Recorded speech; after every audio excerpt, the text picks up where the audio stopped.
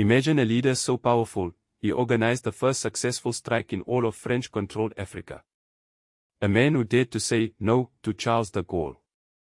This is the story of Ahmed Sékou Touré, a name largely absent from Western history books, yet a pivotal figure in the struggle for African liberation. Born in 1922 in Ferena, Guinea, Sékou Touré's early life hinted at the revolutionary spirit that would define him. Some sources suggest a lineage connecting him to Sékou Touré, the legendary 19th-century resistance leader who fought valiantly against French colonization. Whether or not blood truly linked them, Sékou Touré undoubtedly inherited that same spirit of defiance. His journey began not in the halls of power, but in the trenches of the labor movement. In the 1940s, he secured a clerk position at Niger Francais Company. By 1941, he moved into an administrative role at the Postal Service, but it was his union activities that truly ignited his passion. He recognized the systemic exploitation of African workers and dedicated himself to fighting for their rights. Long before he became a political icon, Sékou Touré was a labor organizer. His relentless advocacy culminated in a 76-day strike, the first successful labor action of its kind in French-controlled Western Africa. This wasn't just a local victory, it was a beacon of hope for workers across the region, a testament to the power of collective action. It was during this time that he formed close ties with senior labor leaders, connections that would prove invaluable as he transitioned into the political arena. The Second World War had weakened the grip of European powers, and a wave of independence movements swept across the African continent. In 1958, French President Charles de Gaulle offered France's colonies a choice: join a new French community or choose immediate independence, with all the risks that entailed. Every French-controlled colony, except one, voted to join the French community. That one courageous exception was Guinea, led by Sékou Touré. On September 28, 1958, the Guinean people, with an overwhelming majority, voted yes to independence, rejecting de Gaulle's offer and charting a bold new course. This single act reverberated across Africa. Guinea became the first French African colony to break free, inspiring other nations to demand their own sovereignty. Touré's defiance sent shockwaves through the French establishment and forced a reassessment of colonial policies. For 26 years, Sékou Touré ruled Guinea as its president.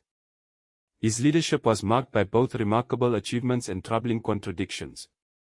On the international stage, he was known as a genial leader, a key figure in the organization of African unity, and a mediator in conflicts like the Iraq-Iran War. He even participated in France-Africa summits, a testament to his complex relationship with his former colonizer. But within Guinea, his rule took a more authoritarian turn. He adopted a tough stance against opposition parties, a stark contrast to his international image.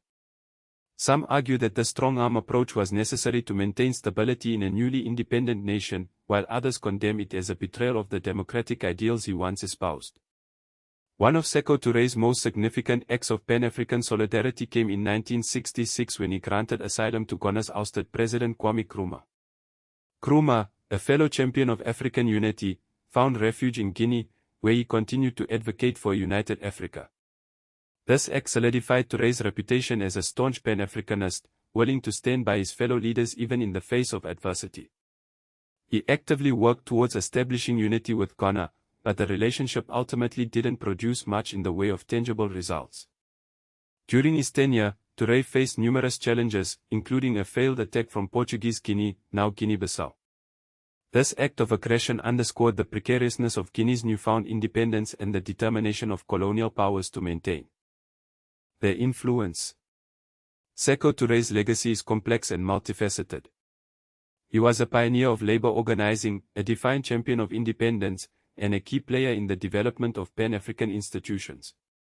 The OU structures he helped develop evolved into the African Union, a testament to his enduring influence on the continent. He established a template for anti-colonial labor movements across Francophone Africa and sheltered Nkrumah, demonstrating solidarity among independence leaders. Yet, his authoritarian governance and suppression of dissent remain a stain on his record. So, why is Sékou Touré often overlooked in Western narratives of African history? Several factors contribute to his relative obscurity. He was overshadowed by more charismatic figures like Nkrumah, Senghor, and Lumumba. His authoritarian governance record undermines the simplistic liberation narrative often presented in Western media. There is a limited amount of English-language scholarship available, with much of the research focused on French sources. He wasn't assassinated or violently overthrown, unlike Lumumba, Sankara, or Tolbert. This longevity paradoxically reduces his visibility. He simply doesn't fit the tragic hero archetype that often dominates Western narratives of African leaders. Despite